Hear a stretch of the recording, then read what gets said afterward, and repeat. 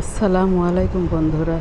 আশা করি দূরের এবং কাছের, দেশে এবং দেশের বাইরে যে যেখানে আছেন আপনারা সবাই ভালো আছেন। আর আপনাদের দোয়ায় আল্লাহর রহমতে আমি খুব ভালো আছি। আমি সাবিনা, আমার চ্যানেল সাবিনাতে আপনাদের সবাইকে স্বাগত। তো আমার চ্যানেল সাবিনাতে নতুন এক ভিডিও নিয়ে আপনাদের মাঝে হাজির হলাম। আজকে আমি তরমুজের খোসা আর আচার বানাবো। আচার বলতে মুরব্বা বানাবো।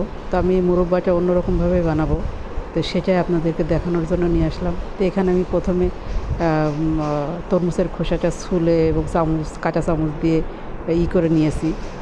আর সেটা আমি কড়ার ভিতরে দিয়ে চিনি, বিট লবণ আর একটু রসুন দিয়েছি। দিয়ে আমি এটাকে করে নেব সুন্দর করে। আর ডালচিনি দিয়েছি, লবঙ্গ, এলাচ ফল দিয়েছি, সরি। দিয়ে আমি এই পানিটাকে শুকিয়ে সুন্দর করে করে নেব। আর এখানে দেখুন আমার ইয়েটা শুকিয়ে গেছে, মানে সিদ্ধ হয়ে গেছে। তরমুজের খোসাটা সিদ্ধ হয়ে গেছে। তো আমি এখানে 5 ফোড়ন দিয়ে দিলাম।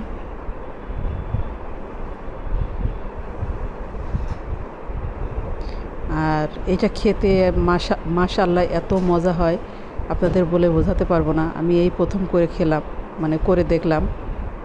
আর এখানে আমি শুকনো মরিচ কুচি কুচি করে কেটে দিয়েছি।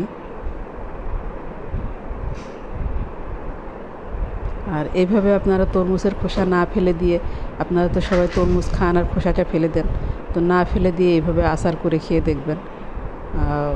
আল্লাহর রহমতে মাশাআল্লাহ অনেক ভালো হয়। আর ভালো না হলে আমাকে কমেন্ট করে জানাবেন, আর ভালো হলেও আমাকে কমেন্ট করে জানাবেন। আর এখানে আমার তরমুজের আচারটা হয়ে গেছে, তরমুজের খোসার আচারটা হয়ে গেছে। আর সাথে আমি আম মাখা করেছি, তা আম মাখাটাও অনেক মজা হয়েছিল।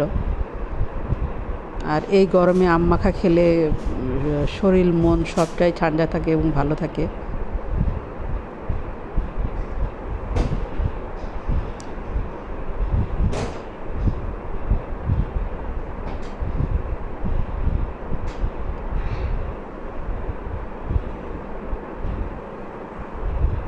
আর কালারটাও অনেক সুন্দর এসছে দেখুন। আর এখানে আমার মেয়ে আমটা ছুলে নিচ্ছে।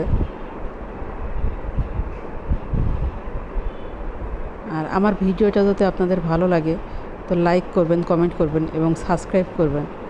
আর বেশি বেশি শেয়ার করে দিবেন। যারা সাবস্ক্রাইব করেছেন তাদেরকে অসংখ্য অসংখ্য ধন্যবাদ। আর যারা করেননি তাদেরকে বলবো প্লিজ প্লিজ বন্ধুরা আমার চ্যানেলটাকে সাবস্ক্রাইব করে দিবেন। আর পাশে থাকা বেল আইকনটা প্রেস করে দিবেন যাতে নোটিফিকেশনটা সবার আগে পেয়ে যান। আর আমি আমটা আলু সেক্সি করা যে মেশিনটা ওইটা দিয়ে কুচি করে নিয়েছি।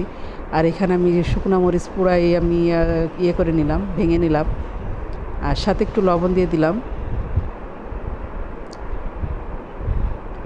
আর একটু বিট লবণ দিব।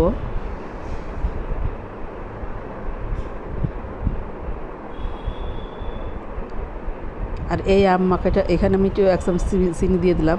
আর এই আম মাখাটা আপনাদের দেখলে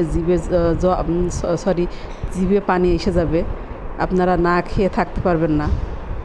আর আমি একটু সরিষার তেলও দিয়ে দিয়েছি, কারণ এত মজা হয় আম মাখাটা আপনাদের বলে বোঝাতে পারবো না।